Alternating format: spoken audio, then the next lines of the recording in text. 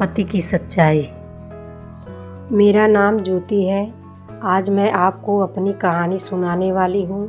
आज ही मेरी शादी अमर से हुई है। शादी एक अच्छे बड़े घर में हुई है। पैसे की कोई कमी नहीं थी। मैं और मेरे पिता अपने आप को बड़े खुशकिस्मत मानते थे कि हमें ऐसा घर मिला है। सभी रिश्तेदार भी कह रहे थे कि ज्योति के तो भाग खुल गए, किस्मत वाली है। हम लोग उनके मुकाबले कुछ भी नहीं हैं। पिताजी के पुराने परिचित होने की वजह से मेरी शादी उस घर में हो गई थी। शादी के बाद मैं पहली बार उस घर में गई। घर में जाते ही मुझे पता चला कि वो लोग कितने बड़े हैं। घर बहुत बड़ा था। पहली बार था जब उनका घर मैंने देखा था। सब कुछ बहुत अच्छा था। सुहाग रात का समय आ गया, लेकिन उसके पहले मेरी सास और ननद मुझे अकेले में ले गईं। मेरे समझ नहीं आया। मुझे लगा कुछ बात करना होगा। उसके चेहरे उतरे हुए और डरे हुए थे, जैसे कि कोई बात वो मुझसे करना चाहते थे। मैंने उन्हें पूछा, क्या हुआ है? आप दोनों इतने डरे हुए क्यों हो? मेरी सास बोली, बेटा, हम तुम्हें कुछ बताना चाहते हैं, लेकिन तुम यह सुनकर हिम्मत रखना। साथ ही मेरी ननद भी बोली कि अब हम जो तुम्हें बताने वाले हैं वो बात हम तीनों के बीच में ही रखना। यह बड़ा घर है, यहाँ बात फैलते ज़्यादा समय नहीं लगता, और वो बात सबके सामने आ गई तो हमारे घर की इज्जत मिट्टी में मिल जाएगी। अब तुम इस घर की बहू हो और तुम्हें इस घर का मान रखना होगा। उनकी बातें सुनकर मैं सच में थोड़ा डर गई। मुझे समझ नहीं आ रहा था कि वो लोग क्या बोलना चाहते हैं। मैंने कहा, आप बताएं मुझे क्या है? मेरी सास बोली, बहू, बेटा, मेरा बेटा मर्द नहीं है। उनकी यह बात सुनकर मेरे होश उड़ गए। उन्होंने कहा कि मैं जानती हूँ कि तुम सोच रही होगी कि फिर हमने तुम्हें क्यों फंसाया, लेकिन हमारी भी मजबूरी है। हम यह बात ऐसे बता नहीं सकते थे, वरना सभी को पता चल जाएगी। मेरा बेटा रात में अक्सर बाथरूम में ही रहता है। पता नहीं वहाँ क्या करता है। जब भी उसे पूछो तो यही कहता है कि उसका पेट खराब है। कमरे में जाने के पहले अपने पति के लिए यह बातें सुनकर मुझे समझ नहीं आ रहा था कि मैं क्या करूं। मेरी ननद कहती है कि तुम उससे बात करना, थोड़ा समय उसके साथ बिताओ, फिर उससे खुलकर बात करो। अगर कुछ हो सकता है तो हम ज़रूर करेंगे। हम तुम्हारे साथ हैं, तुम्हें अकेला नहीं छोड़ेंगे। सुहाग रात वाली रात यह सब सुनकर मैं अपने कमरे में जा रही थी। मुझे अब डर लगने लगा था। मैं कमरे में यही सब सोच रही थी कि मेरे पति अमर कमरे में आए, पेट पर हाथ लगाते हुए आए, बिस्तर पर मेरी तरफ पीठ करके बैठे और बोले कि उनका पेट खराब है, और कुछ ही सेकंड में वो उठकर बाथरूम में चले गए। बिल्कुल वैसा ही हुआ जैसा कि मेरी सास ने मुझसे कहा था। पेट खराब हो तो थोड़ी देर बाद वो बाथरूम से बाहर आ जाते, लेकिन वो करीब 1 घंटे तक बाथरूम में ही रहे। मैं बाहर चुपचाप अपने बिस्तर पर बैठी रही। उन्हें मैंने आवाज़ भी नहीं दी। बस यही सब सोचते सोचते मैं बिस्तर पर लेट गई। करीब 2 घंटे बाद वो बाथरूम से निकले। मेरा अब उनसे बात करने का मन ही नहीं था। मुझे लगा कि मेरे साथ धोखा किया गया है। वो भी चुपचाप अपने बिस्तर की साइड पर जाकर सो गए। सुबह मैं अपने आप को खुशकिस्मत मान रही थी और रात होते होते अपनी किस्मत को कोसने लगी। सुबह मैं जल्दी उठी और बाथरूम में गई। बाथरूम में जैसे ही गई मेरे होश उड़ गए, क्योंकि बाथरूम में एक नई नाइटी थी, साथ ही मेकअप का सामान। यह सब क्या था? मुझे समझ नहीं आ रहा था। एक ऐसे इंसान से मेरी शादी क्यों करवा दी? सुबह मेरी सास और ननद ने मुझसे पूछा, क्या हुआ बेटी? रात में मैंने कहा वही जो आपने बताया था। यह कहकर मैं रोने लगी। मेरी ननद ने कहा, माँ मैं कह रही थी ऐसे किसी लड़की की ज़िंदगी खराब मत करो, लेकिन तुम सभी ने मेरी बात नहीं मानी। अब यह क्या ऐसे ही घुट घुट कर यहाँ रहेगी? मेरी सास बोली कि बेटा तू जो भी फैसला लेगी हम तेरे साथ हैं, लेकिन तुझे यह वचन देना होगा कि यह राज तेरे मुंह से नहीं निकलेगा।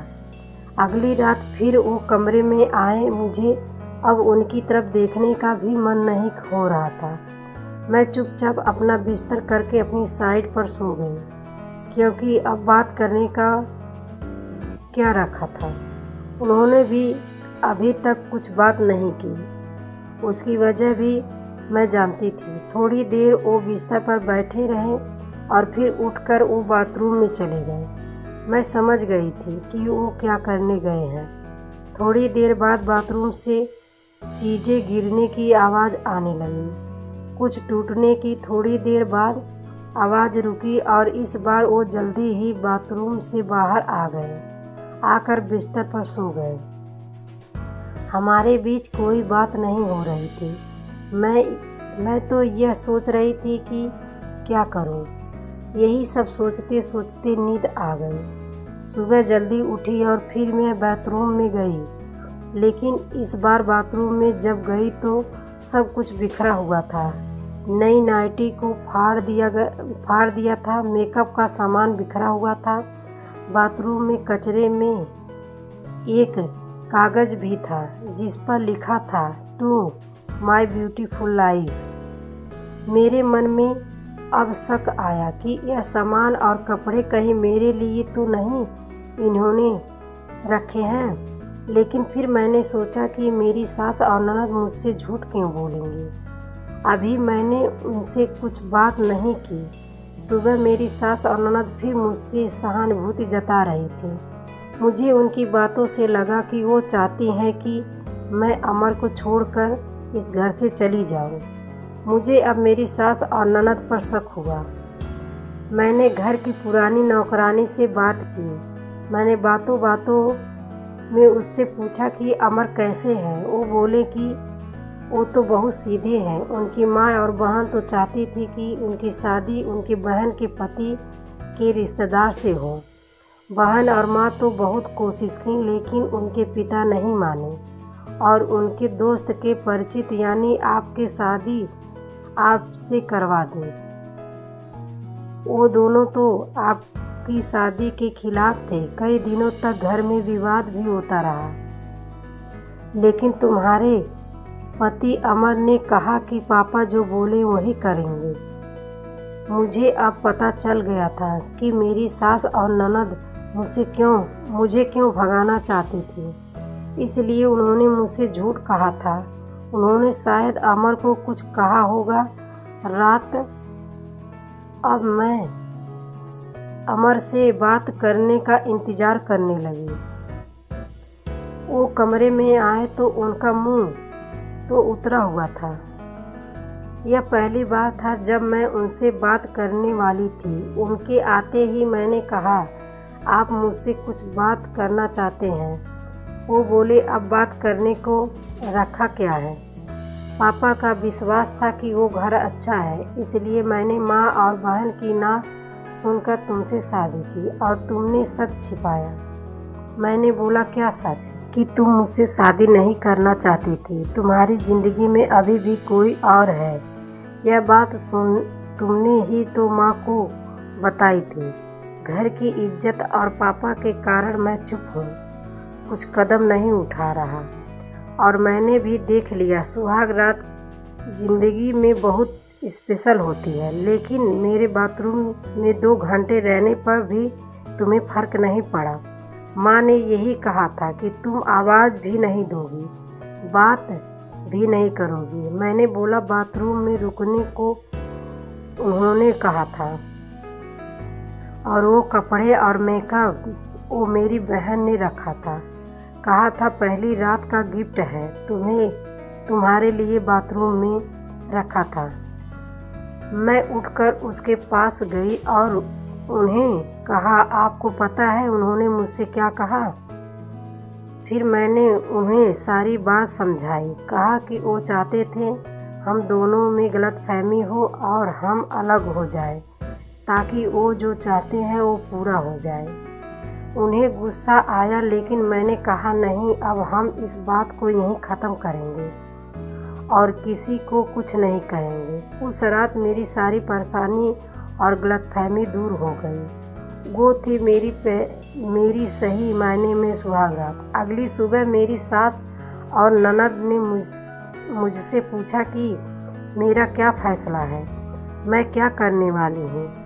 मैंने कहा कि मैं आप दोनों को माफ़ करके एक नई शुरुआत करना चाहती हूँ। आपको मुझसे कोई शिकायत नहीं होगी। मैं एक बहुत अच्छी बहू बनकर दिखाऊंगी। मेरे चेहरे पर मुस्कान देखकर उनके चेहरे उतर गए। ननद तो उसी दिन अपने घर चली गई। आपको ये कहानी कैसी लगी कमेंट करके हमें ज़रूर बताएं। इसी तरह की अच्छी कहानियाँ आप यहाँ सुन सकते हैं।